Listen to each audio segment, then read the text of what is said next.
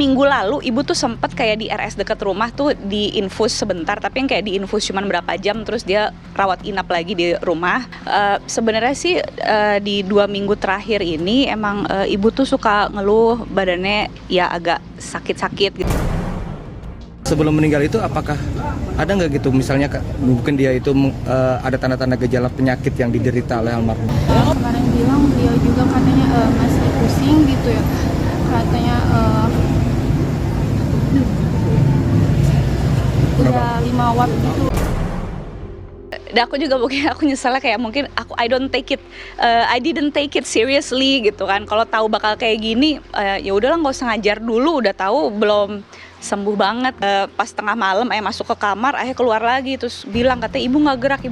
Aku sebenarnya sama ayah sama Ciki udah berusaha sih untuk kayak ngajak ibu, ayo bu makannya mungkin lebih disortir lagi sama olahraga. Cuma mungkin ibuku tuh jarang sekali olahraga gitu kan. Kepergian Marissa Haque yang mendadak menyisakan banyak kesedihan, terutama bagi suami, anak, dan juga mahasiswa-mahasiswa yang diajar oleh Marissa. Hal ini membuat publik bertanya-tanya soal penyebab kematian Marissa.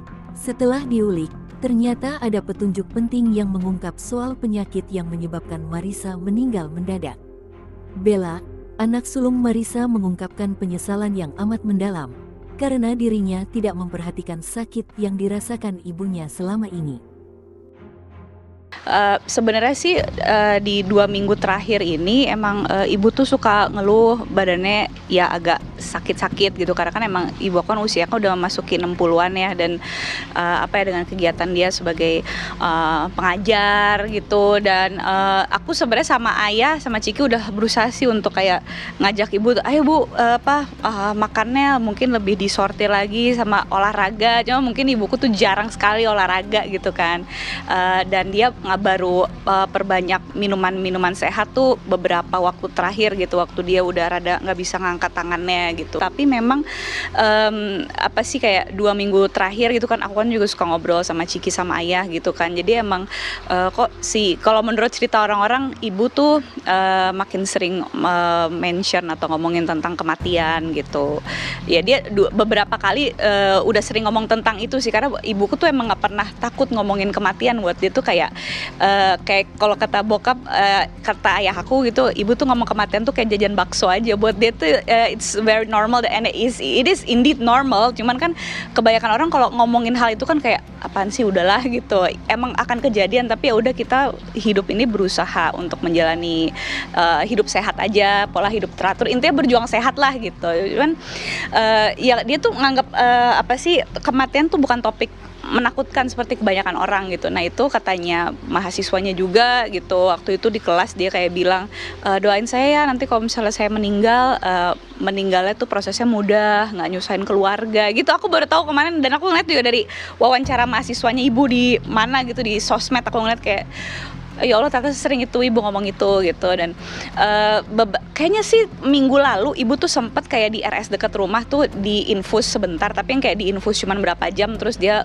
rawat inap lagi di rumah, karena waktu itu dia mengeluh diare sama agak demam gitu. Ya udah, kalau kayak gitu kan pasti berobat kan. Ibu sempat cerita waktu itu kayak, ibu ini habis sakit diinfus gitu. Oh iya bu, istirahat gitu. Dan aku juga mungkin aku nyesalnya kayak mungkin I didn't take it seriously gitu kan. Kalau tahu bakal kayak gini ya udahlah nggak usah ngajar dulu, udah tahu belum sembuh banget gitu. Tapi besokannya dia bilang, wah badan saya udah membaik nih, dia beraktivitas lagi seperti biasa gitu. Sampai di hari terakhirnya pun juga dia masih ngajar dari jam 7 pagi sampai sore gitu. Dan malamnya tuh dia masih pesan makan online gitu, baru dia naik ke atas seperti biasanya gitu kan. Nah waktu itu kan aku sama ayah juga baru pulang syuting, Ciki juga baru pulang kerja. Pas tengah malam ayah masuk ke kamar, ayah keluar lagi terus bilang katanya ibu nggak gerak gitu. Jadi posisinya tuh di tempat tidur ya kalau orang tidur pakai daster gitu ya, seapa adanya gitu. Dan waktu digotong ke rumah sakit juga ya udah kayak orang tidur aja gitu. Jadi emang secepat itu sih feeling aku sih, dia kayaknya diambil sama yang maha kuasa ya pas lagi tidur itu mungkin. Sudah 5 watt. Ya maksudnya kayak ngantuk gitu. Gitu aja. Pengen istirahat. Itu kemarin banget? Ya kemarin banget, jam terakhir. Jam berapa tuh ngajar? Dari jam 1 sampai sore deh. Harusnya sih keluarnya jam 2, tapi jarang-jarang sampai telat begini keluarnya gitu. Ada gak pesan terakhir yang disampaikan pas di saat itu dia lagi mengajar mata kuliahnya Adek?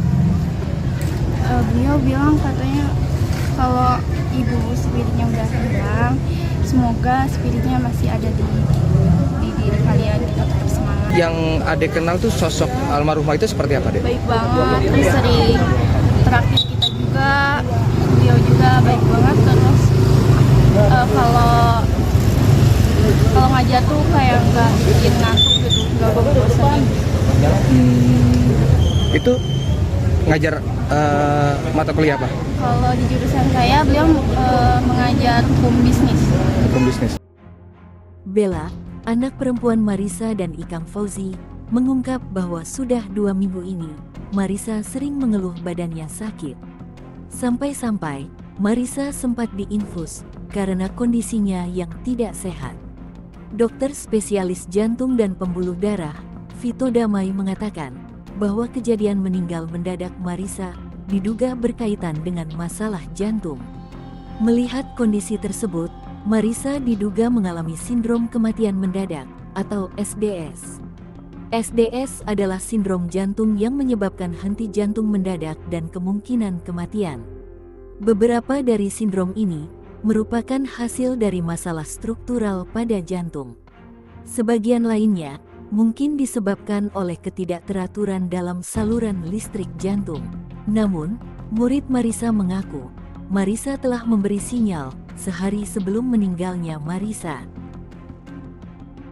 Kondisi ayah sekarang kita semua masih berusaha berproses ya, apalagi buat ayah tuh ibu tuh kayak there's no one like her gitu. Jadi kan aku selalu mikir selama ini ibu beruntung banget sih punya suami kayak ayah. Terus kata ayah enggak, anak ayah juga beruntung punya suami, ayah juga beruntung punya istri seperti ibu kamu gitu, karena nggak banyak perempuan yang cantik, berprestasi, bertalenta gitu, tapi dia masih mementingkan pendidikannya hingga sampai akhir hayatnya. Dan ibuku almarhumah, masya Allah, dia penggiat halal yang luar biasa sekali, dan dari orang-orang yang membantu dia semasa dia hidup itu tuh kemarin banyak banget yang ngirim bantuan support macam-macam gitu. Kita juga sampai nggak nyangka kok terus orang-orang tuh terus-terusan datang gitu, terus ya rangkaian bunga sampai ke rumah-rumah tetangga. Saya sampai nggak enak sama tetangga gitu kan, kayak semoga aja tetangga aku nggak terganggu ya, mohon izin kalau sampai